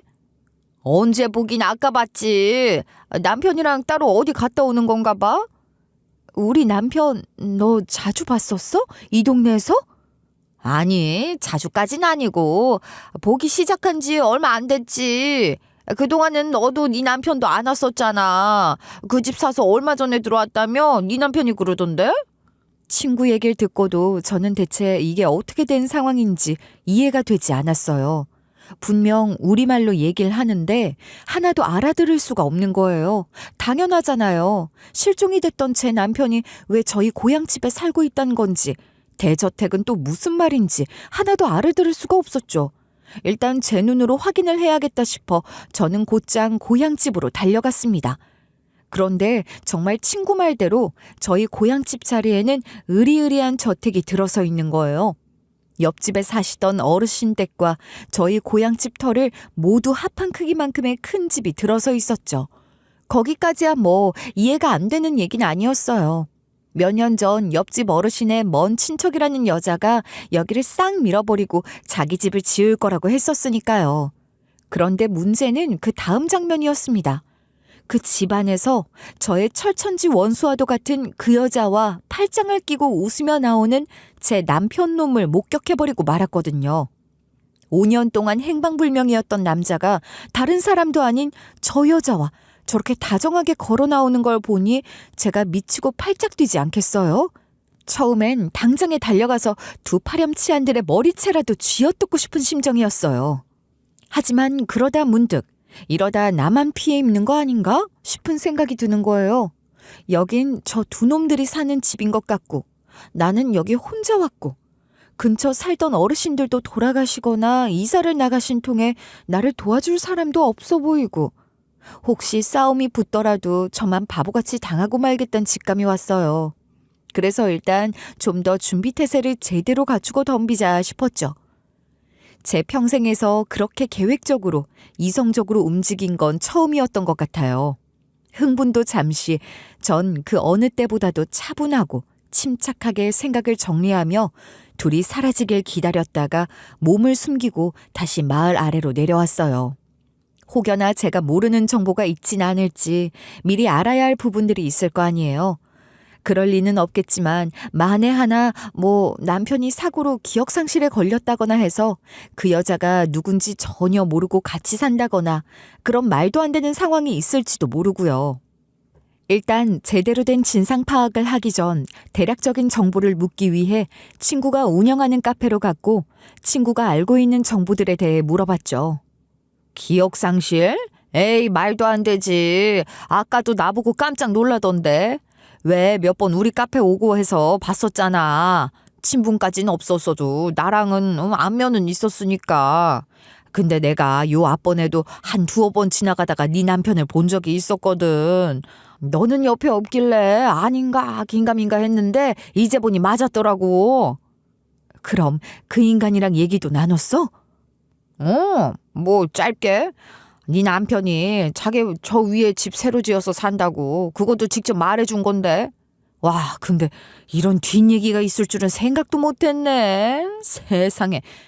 그러니까 그동안 네 남편이 5년 동안 실종 상태였다는 거지? 와, 기가 막힌다, 기가 막혀. 세상에 무슨 이런 일이 다 있니? 그럼 그 5년을 꼬박 실종 상태인 척 살았다는 거네? 아니, 그걸 몰랐어? 어떻게 그럴 수가 있어? 기가 막히지. 아주 기가 찰 노릇이지. 그 인간 아주 작정을 하고 속인 거야. 사람이 작정을 하지 않으면 그럴 수가 없거든. 5년 동안 자기 이름으로 카드 한 장 안 내고 통장 하나 안 만들고 뭐든 다 현금으로 처리하면서 5년이 지나가기만 기다린 거라고. 어떻게 사람이 그럴 수가 있니, 재은아? 어쩐지 다들 그 위에 집 새로 싹 지어 사는 여자들은 많이 봤는데 남자 얼굴을 제대로 봤다는 사람은 없었어.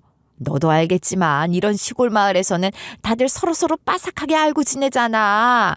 근데 뭐 읍에서 둘이 다정하게 껴안고 걸어가는 걸 봤다더라. 차 타고 드나드는 걸 봤다더라. 그런 말은 들렸는데 정작 얼굴은 아무도 못 봤었어. 그렇겠지. 얼굴이 보였다간 마을 사람들 중 하나라도 알게 되고 그게 나한테까지 흘러들어올 수 있으니까. 그 인간 그렇게 안 봤는데 진짜 무서운 인간이네.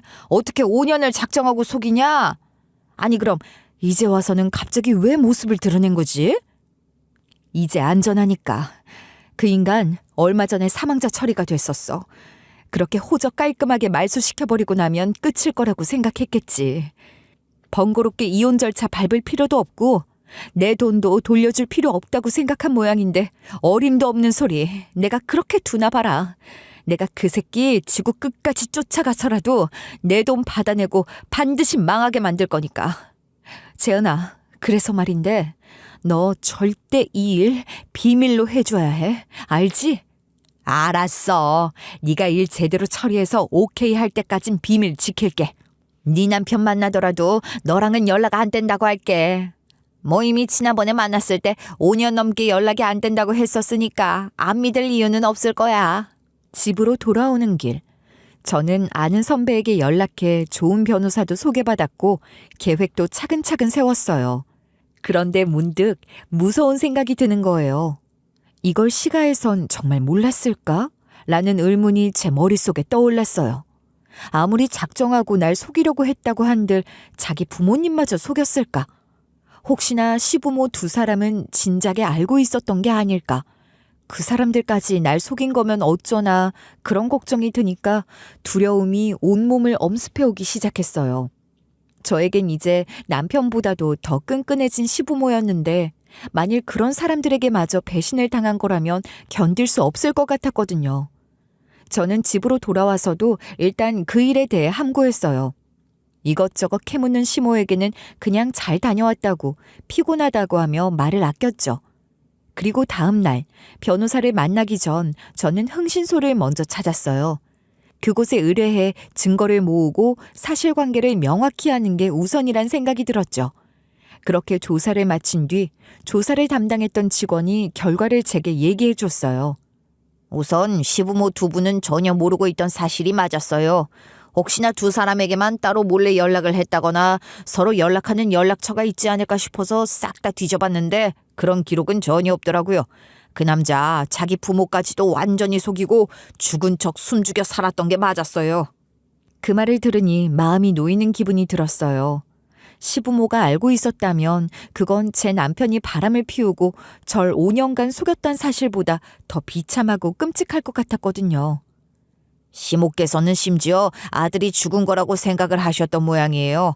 절에다 죄를 모시고 있더라고요. 네? 그게 무슨 말씀이시죠? 그럴 리가요. 어머님은 항상 그이가 살아있을 거니 용기 잃지 말라고 포기하지 말자고 그러셨는데. 다른 분들께는 그렇게 얘기하시고 마음속으로는 이미 아들이 떠났다 생각한 모양이에요. 혼자 절에 가서 향 켜고 절하고 오는 모습 확인했습니다. 모두 확인해 본 결과 남편은 시가에도 연락을 일절 않고 지냈던 게 맞았더라고요. 그런 파렴치한 짓을 저지르려면 모두에게 비밀로 해야 하니 심지어 자기 부모에게조차도 연락을 않고 살았던 모양이었죠. 참 그렇게까지 대단한 배짱이 있는 놈인 줄은 또 몰랐네요. 그걸 배짱이라고 부를 수 있을지 모르겠지만. 그럼 제 돈은요? 저희 집 처분한 돈 들고 튄 건 그 여자한테 준 건가요? 예. 집 두 채를 다 허물고 넓은 땅이 생겼으니 거기다 대궐 같은 집을 지은 거죠. 그렇게 둘이 눈이 맞아 같이 살기 시작했고 주변에도 꽁꽁 숨긴 채 다닌 모양이에요. 얼마 전까지만 해도 놈 얼굴을 봤다는 사람이 한 명도 없더라고요. 차를 타지 않으면 집 밖으로 나서지도 않고 동네 사람들 눈을 철저하게 피해 다닌 모양이에요. 그 내용은 친구에게 들은 그대로였죠. 둘이 데이트할 때는 아예 다른 장소에 가서 했던 모양이더라고요. 둘이 자유롭게 돌아다니는 사진들은 여기 다 들어 있습니다. 그렇게 모든 증거를 확보한 뒤 저는 변호사와 상담을 시작했습니다. 그런 인간 같지도 않은 짓을 한 놈을 가만둘 수는 없었죠. 처절한 복수를 하기 위해 전 놈에게 물을 수 있는 모든 죄를 묻고 줄 수 있는 모든 벌을 주고 싶은 마음뿐이었습니다. 놈이 지게 될 법적 책임 이전에 제 남편 놈에겐 그보다 먼저 넘어야 할 또 다른 산이 하나 더 있었죠. 이곳은 도시가 아닌 시골이었고 시골에선 모두가 모두의 일에 참 관심이 많거든요. 그게 때로는 불편하고 성가실 때도 있지만 또 어떤 때는 그 무엇보다 든든할 때도 있죠. 바로 지금 같은 경우가 그랬고요. 남편 놈과 놈의 불륜녀에 대한 이야기는 제 친구의 입을 타고 온 마을에 소문이 퍼져나갔어요. 제 부탁으로 비밀을 잘 지켜줬던 친구는 그 다음번엔 제 부탁으로 만천하에 소문을 퍼뜨려줬어요. 카페를 하는 친구이다 보니 한둘에게 말만 속삭여도 소문이 발빠르게 퍼져나갔고 금세 온 마을 사람들이 다 아는 사실이 돼버렸죠. 아니 글쎄 이 밤나무집 딸내미 있지? 그래, 미양이. 그 딸내미 남편 놈이 글쎄 그 집 땅 삼킨 그년하고 바람이 났다는겨. 뭐야? 아니, 그러면 저 위에 그 궁궐같이 집 커다랗게 지어놓고 사는 여편네하고 눈 맞아 돌아다닌다는 그 놈이 미양이 남편 놈이란 말이야? 그렇다니까. 아니, 무슨 이런 썩을 놈이 다 있냐? 아니, 그 집 부모가 알면 아주 통곡을 하고 일어나겠네. 아니, 이럴 게 아니라 우리가 그 집으로 가서 뭐라도 해야 하는 거 아닌가? 그치 뭐라도 해야지. 이러고 가만히 있을 수가 있나. 우리가 미양이 그거 쬐깐할 때부터 사탕 사먹이고 기저귀 갈아입혀가며 키웠는데 그 잡것들을 그냥 가만둬서는 안 되겠네. 그리고 저를 오래전부터 봐오셨던 마을 어르신들이 단합해 놈들의 집으로 쳐들어갔고 농성 아닌 농성을 하기 시작하셨죠. 이 잡놈들 같으니라고 어디서 할 짓이 없어서 지 마누라 외수랑 바람이 나. 이 쌍놈의 새끼 같으니라고. 이 썩을 놈아, 당장 나와서 싹싹 빌지 못해? 감히 어디서 그따위 쓰레기 같은 짓거리를 하고 있어? 이 못 배워먹은 놈이 말이야. 아주 둘이서 끼리끼리 천생연분 잘도 만났어. 저 집 사는 년도 뻑하니 소리를 질러대고 어른 무서운 줄 모르고 다니던 년 아니여. 그런 년하고 바람이 난 놈이나 둘이 아주 똑같은 이 눈이 맞았겠지. 안 그래? 어르신들은 곡괭이에 삽까지 들고 가서는 집 앞에서 농성을 해댔고 어르신들이 던져댄 돌에 놈의 집 창문이 깨지는 사태까지 발생하고 말았죠. 내내 쥐죽은 듯 조용하던 놈은 창문이 깨지고 나니 그제야 기어 나오더군요. 어르신들 목소리만 들리는 탓에 제가 있는 줄은 미처 몰랐는지 놀라서 당황하는 모습이 아주 볼만했어요. 아니 근데 내가 바람을 피우건 뭘 하건 그쪽들이 뭔 상관이라고 대체 이 난리를. 여보 어떻게 여기에. 왜? 내가 뭐 못 올 때 왔어? 여긴 내 고향이고 내 부모님 땅이잖아. 근데 네가 여기 있는 게 더 이상한 거 아니야? 아니다. 참, 넌 이미 사망한 신분이잖아. 죽은 새끼가 왜 또 여기 살아있는 거지? 여보 그게 어떻게 된 거냐면 말이야. 내가 그때 그런 건.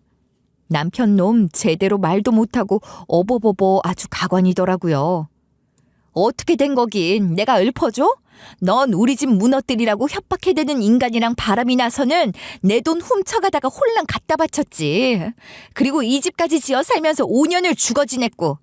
야, 네가 그러고도 인간이니? 네 새끼들 보기 부끄럽지도 않냐? 어떻게 이 짓거리 숨기려고 그 세월을 숨어 지낼 수가 있을까? 정말 인간도 아니다. 인간도 아니야.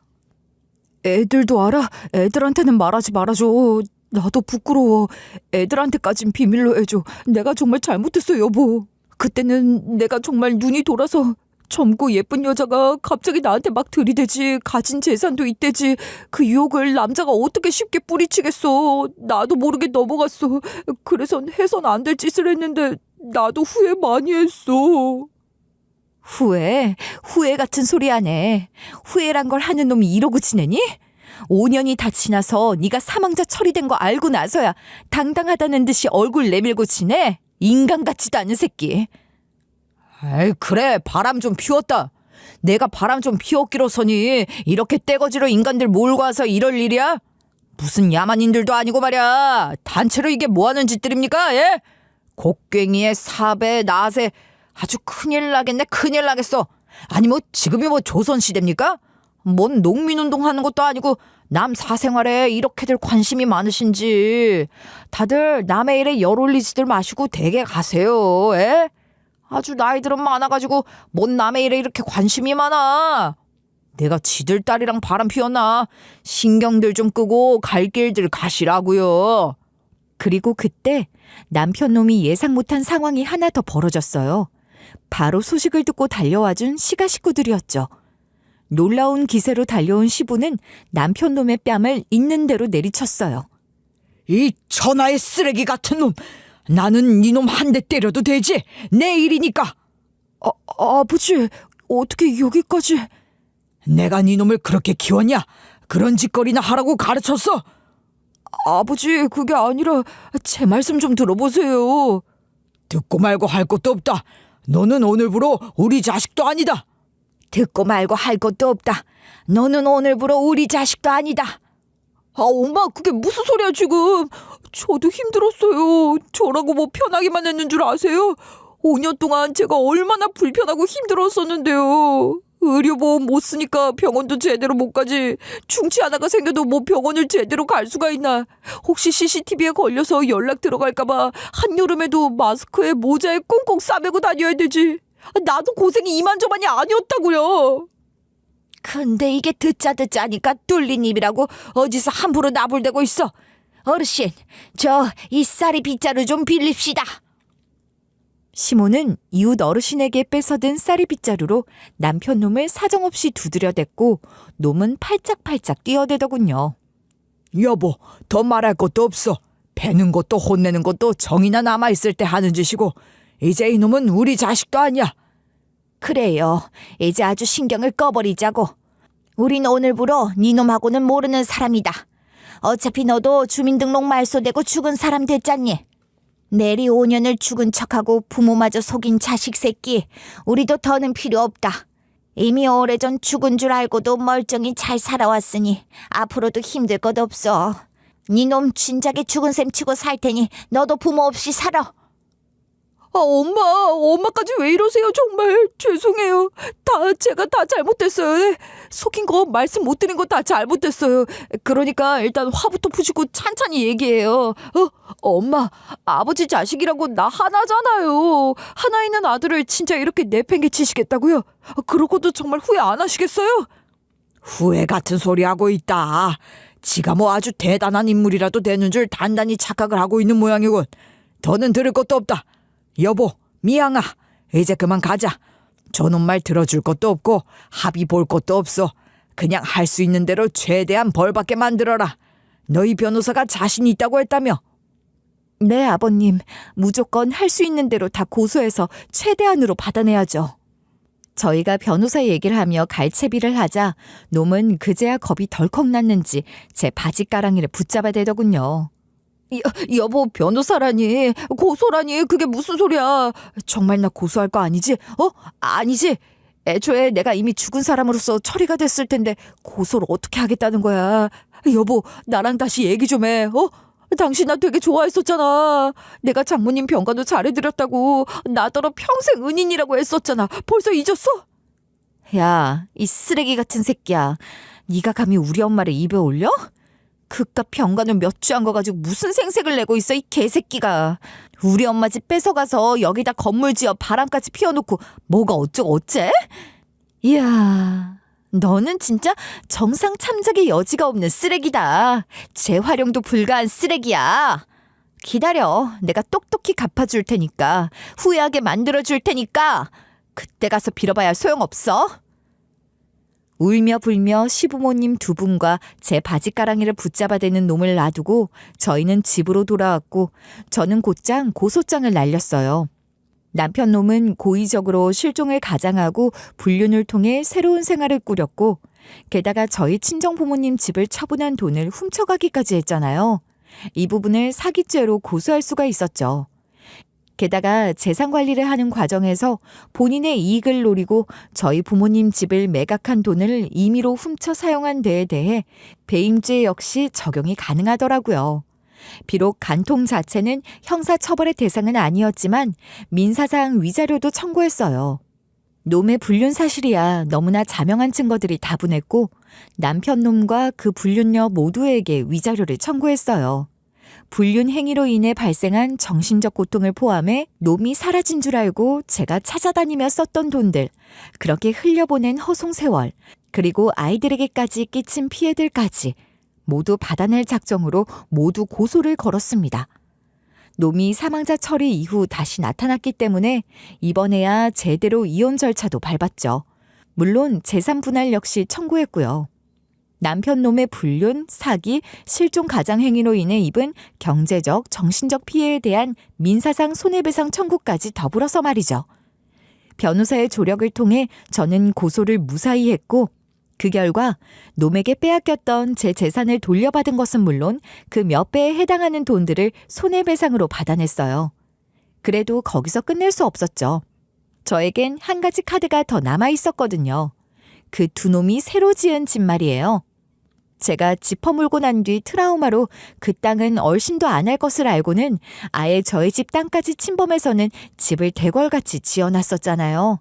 비록 집 허물고 난 돈은 전 남편이 갖고 있었지만 그 땅의 권리는 엄연히 여전히 제 소유였거든요. 당장 철거하라고 해줬죠. 그때 저에게 했던 그대로 말이에요. 아니, 꼭 이렇게까지 해야겠어요, 정말? 이미 돈 다 줬잖아요. 지금 이 사람도 나도 완전 알거지예요. 무슨 손해배상 항목이 그렇게 많고 위자료는 또 얼마나 많은지. 그렇게 있는 돈 없는 돈 다 털어갔으면 됐지. 여기서 집까지 뺏어가야 속이 시원하겠어요? 그건 내가 알 바가 아니지. 그리고 너 법 좋아하잖아. 법대로 따지자고 몇 년 전에 네가 그렇게 타령해댔던 거 잊었어? 왜? 이번에도 법대로 한번 따져볼까? 여기가 누구 땅인지 따져서 죗값도 물어줘? 네가 그렇게 법원 드나들기 좋아하는지는 또 몰랐네. 법원이 그리웠으면 내가 또 보내주고. 아유, 됐어. 내가 미쳤어. 저런 놈이 뭐가 좋다고 눈이 삐어서는 괜히 얽혀가지고서는 일단 시골 땅에 들어와 사는 게 아니었는데. 뭐야? 야, 너 지금 그걸 말이라고 해? 일이 누구 때문에 이렇게 됐는데? 멀쩡하게 가정 꾸리고 잘 살고 있는 남자 꼬셔다가 이렇게 만든 게 누군데? 지금 니들이 그러고 싸우고 있을 타이밍이 아닐 텐데. 곧 철거하러 사람들이 올 거니 짐이라도 빨리 빼두는 게 좋을 거야. 안 그랬다간 사정없이 다 갈려나갈 테니까. 아, 그리고 우리 어머님 아버님이 다시는 연락도 말고 찾아올 생각은 더더욱 말라시더라. 연락처도 다 바꾸셨고 이사도 할 예정이라 어차피 오고 싶어도 못 올 테지만 말이야. 아니, 엄마 아버지가 정말 그러셨어? 그럼 우리 혜원이, 지원이는 애들 얼굴이라도 한 번만 보게 해줘. 우리 애들이라도. 감히 그 더러운 입에 우리 애들 이름 올리지 마. 너 이제 우리 가족 아니야. 네 가족은 쟤 하나잖아. 그러니까 죽이 되든 밥이 되든 니들 둘이 아주 끈끈하게 붙어서 잘 살아봐. 니들 둘이 헤어지면 어쩌니? 어차피 오갈 데도 없을 텐데 안 그래?